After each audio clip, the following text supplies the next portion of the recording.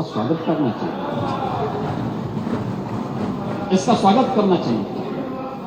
ओह, मैं इसीलिए कह रहा हूं, देवनागरी ही लिपि है और उसी दायरे में सारा कार्य हुआ और इसीलिए मैं आपके संज्ञान में लाना चाहूंगा कि ये जो कार्य है, इस कार्य के साथ हमें उसी सकारात्मक भाव के साथ जुड़ना चाहिए। मैं आपके विरोध को कभी उसका न मैं उपास उड़ाता हूं, न मैं उसको बहुत उसके साथ जोड़ता हूं, क्योंकि मैं जानता हूं आपकी आदतों, और मुझे मालूम है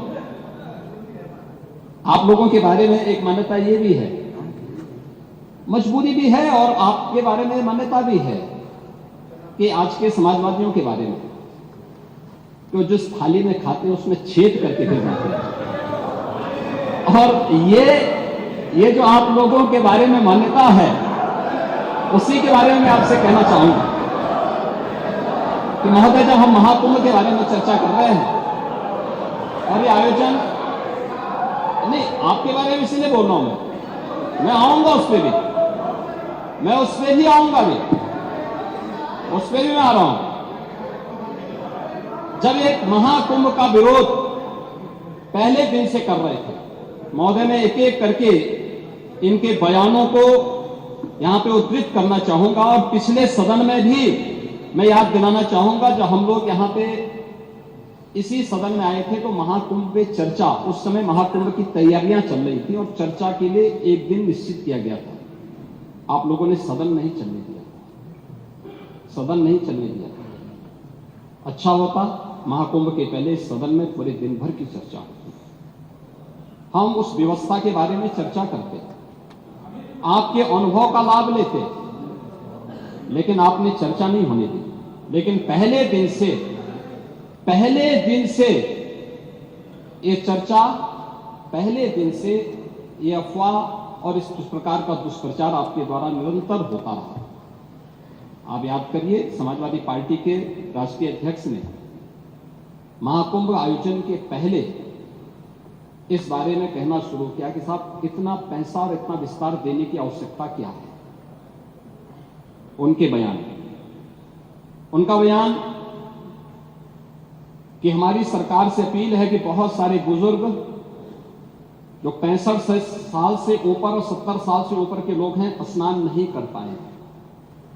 उसके बाद फिर उनके बयान आए, जब शुरू हो गया, फिर लगातार अगर समाजवादी पार्टी के सोशल मीडिया हैंडल को देखें, वो आपके संस्कारों के अनुसारी भाषा का प्रयोग भी करते हैं, और जिस प्रकार की भाषा का उसमें प्रयोग किया जाता है, मुझे लगता है किसी भी सभ्य सोसाइटी के लिए वो भाषा कभी शोभा नहीं देगी। आप लोगों के अपने संस्कार हो सकते हैं, आप लोगों का अपना व्यवहार हो सकता है, लेकिन कोई सभ्य समाज और कोई सभ्य सोसाइटी उसको कभी मान्यता नहीं दे सकती। लेकिन उसके माध्यम से लगातार दुष्प्रचार किया गया।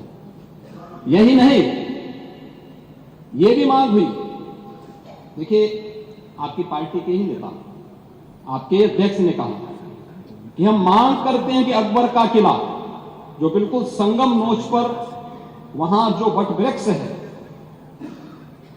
उसकी पूजा करते हैं, और सरस्वती नदी भी वहीं से निकलती है।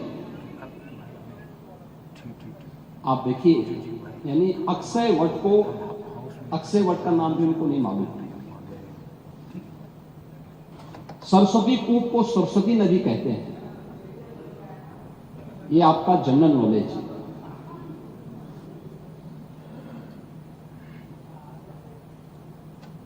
इन्होंने कहा महाकुंभ कोई शब्द नहीं, क्योंकि महायोजन के लिए बहुत सारा पैसा निकालना था, पैसे की बर्बादी करनी थी, इसलिए नाम भी इन्होंने महायोजन दिया।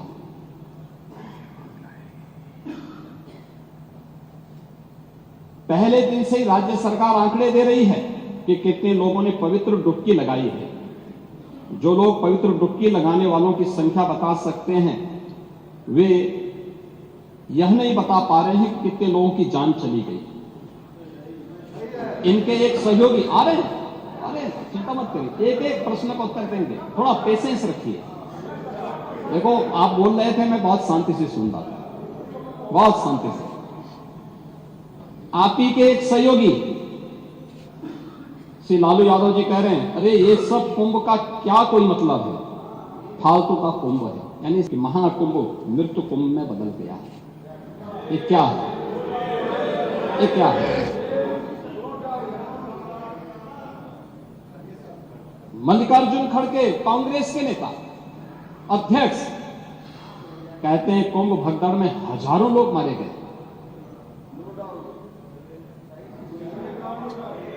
और जया बच्चन क्या कहती हैं? ये समाजवादी पार्टी की नेत्री है। इस देश में अभी सबसे बड़ा मुद्दा महाकुंभ भगदड़ की घटना है। उन मृतकों की सही संख्या बतानी चाहिए और जनता को सफाई देनी चाहिए।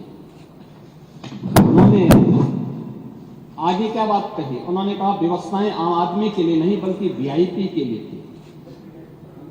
शवों को गंगा में बहा दिया गया, इससे पानी प्रदूषित हुआ है। यही पानी लोगों तक पहुंच रहा है और ये इस प्रकार के गैर जिम्मेदाराना बयान